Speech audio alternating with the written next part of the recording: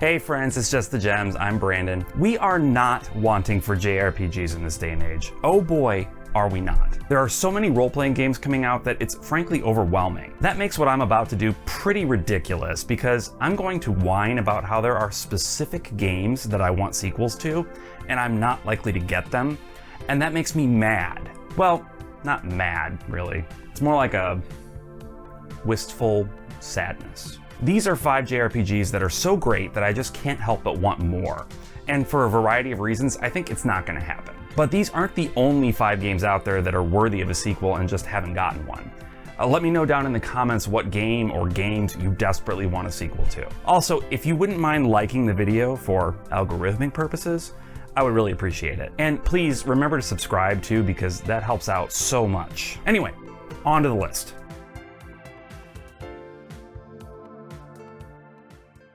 Okay, before you freak out at me, I know that technically Trails in the Sky III did get a sequel. It's called Trails from Zero, and it's freaking incredible. But that's not exactly what I mean when I say I want a sequel to the third.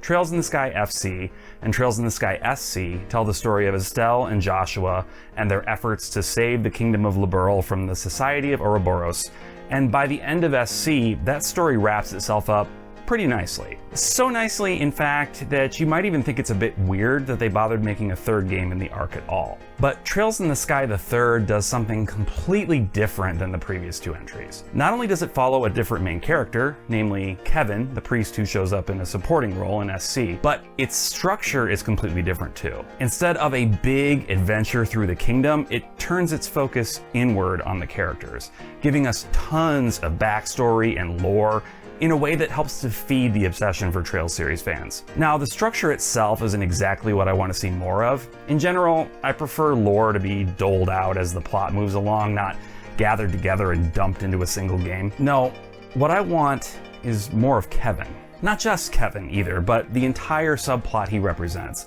Kevin is a member of the Gralsritter, which are the knights of the church that hunt down heretics and secure artifacts from the ancient, technologically advanced precursors that vanished mysteriously 1200 years ago. In the vast majority of the Trails games, the Gralsritter and the church in general take a back seat. They're an important player in the story, but they mostly move in the background. That's part of why Kevin's story is so awesome. He represents to me one of the coolest aspects of the Trails lore, the Septian Church, and I would kill for another Trails game that focuses on what those crazy kids are up to. I know the mainline Trails series tends to focus on underdogs overcoming enormous obstacles, but I think it's cool every now and then to give us a story about the extremely overpowered Septian Church and all the shady shenanigans they're getting up to. A full game focused on that would take care of that craving for me completely.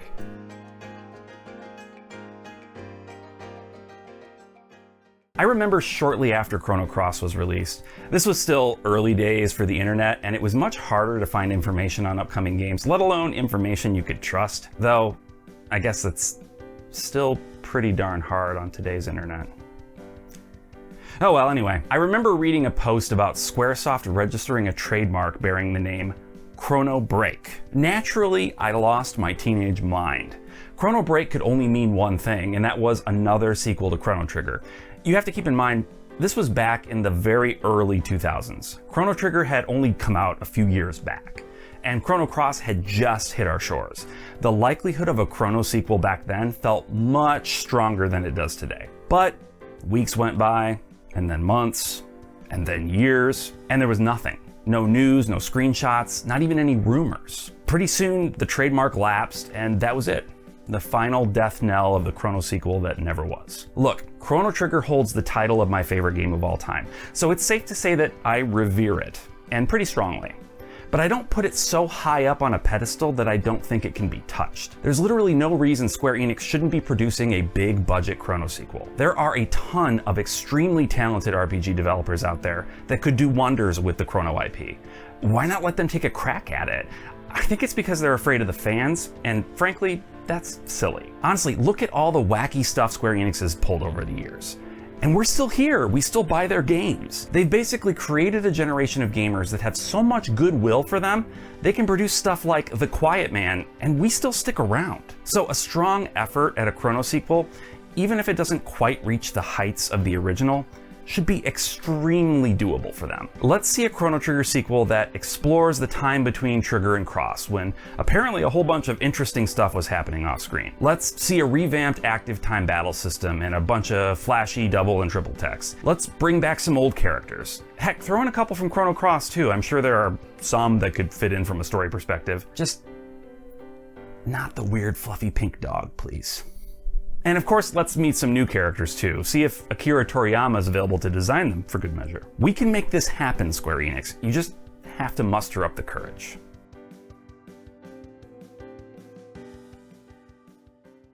Okay, here's another one where you might be thinking, holy crap, Brandon, Super Mario RPG has a ton of sequels.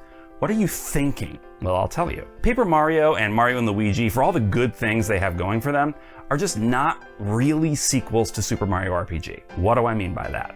Well, despite having a similar timing-based battle system, they lack the charm of the original's cast. Sure, I guess it's fun to play as a Goomba or a Koopa Troopa or a Bob-omb or whatever in Paper Mario, and it's definitely fun to actually get to see a little action from Luigi in the Mario and Luigi games, but this tag team approach to combat is not the same as seeing Mario and Mallow and Geno lined up and hurling shooting stars at bad guys. The team at Squaresoft had so much creative freedom back in the 90s to create a truly original Mario role-playing experience, and they knocked it out of the park so hard that when Nintendo remade the game, they basically said, no notes, and just updated the graphics to look more modern. Nothing else needed to change. Now, from what I understand, the subsequent Mario RPG games have been made on a much tighter leash. And this is largely because Shigeru Miyamoto issued a decree that there should not be any new characters created for the Mario series.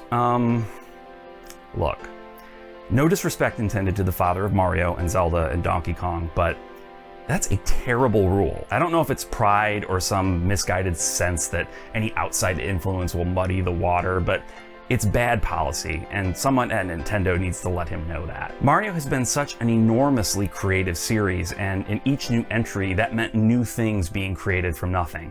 Imagine if this rule had been in place after the original Super Mario Bros. We would have no Raccoon Leaves, no Yoshi, no Rosalina. Why would we want that? What do you think? Do you think the Mario franchise is right to pump the brakes on new characters? I totally understand a franchise needs to keep tight reins on its IP, but that just means being involved in the development process. Let Square Enix have another Mario RPG. Let them be creative and make a bunch of funny characters to interact with and join the party. Let Miyamoto have the appropriate amount of say in which characters are good and which should be cut. Let's stop putting hats on classic bad guys and calling them party members. It's time for a real Mario RPG sequel.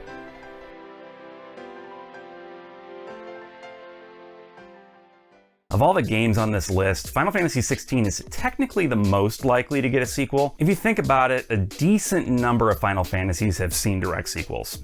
4, 7, 10, 13, even 12 if you count that tactical game on the DS. But as a percentage, we're looking at around a third, so I still put this in the realm of unlikely. I know Final Fantasy XVI is a divisive game for a variety of reasons. Some people hated the move to full-on action combat. Some people weren't a fan of the Final Fantasy meets Game of Thrones vibe that it gives off. But for those of us who loved it, I want to put forward the idea that more than any Final Fantasy game out there, 16 is the one most in need of a sequel. Why is that? Well, for starters, and I'm going to avoid spoilers here, let's just say that some of the key characters in the game do not get a satisfying ending to their story. The overall plot does wrap up quite nicely, and the post-credits scene is a charming way to end things and implies a sort of generally positive change has happened in the world. But there's a lot that could have happened between the end of the game and those final ending scenes, and I'd love to see how the characters I came to love over the course of the story live their lives. I'm sure there was more conflict in the world, and that conflict would be the perfect vehicle to continue their stories with. I was initially excited that there was going to be DLC for 16 because even though I prefer to have a physical game that I can hold, I thought at least maybe I'd be getting more story with these characters. But, and correct me if I'm wrong, it sounds like the DLC is going to be more of a mid-game sort of edition, like new quests added on within the main story. That's not what I'm looking for. Beyond just a more satisfying resolution for certain characters, there's so much fascinating lore in the world of Final Fantasy XVI that I'd love to see more of it explored. We could go back in time and explore things during a much earlier period of Althea's history, or we could go to a completely different continent and see how life is there. After all, it's clear that there are other places in the world, and they sound pretty darn different from Harvestella. Why tease us with that and never show us? That's just cruel. Honestly, they created such a large and compelling canvas with the world of Final Fantasy XVI that they could create dozens of stories in that world without ever repeating themselves. Why not give it a try, Square?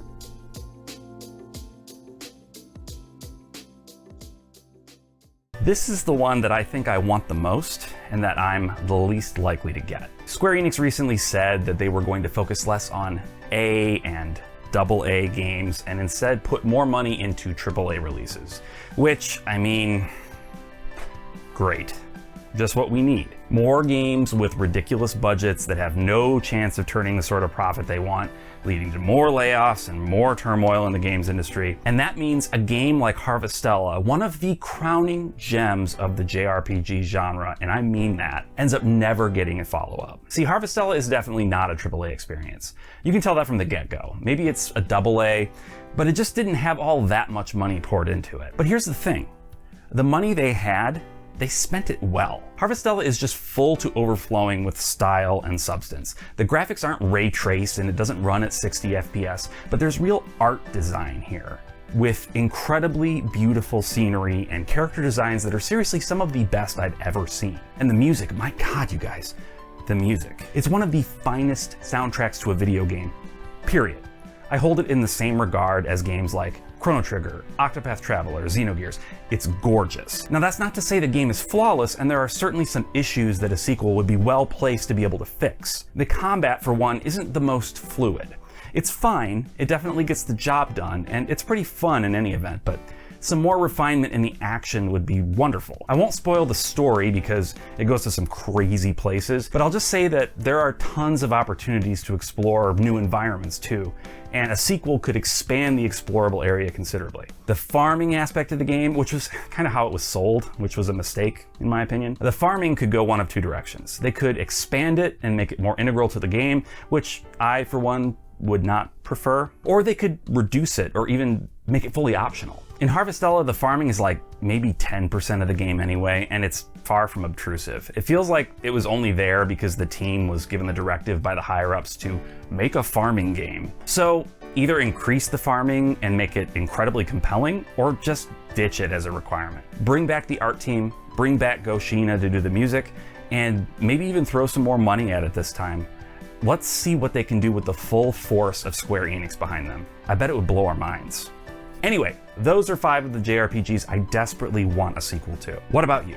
Please let me know your picks down in the comments. Once again, if you would like the video and subscribe if you're not already, I would really appreciate it. And thank you so much to everyone who's subscribed over the past year and a half or so that I've been making videos. You all honestly make this so much more fun than I could have imagined it would be. So, until next time. Bye.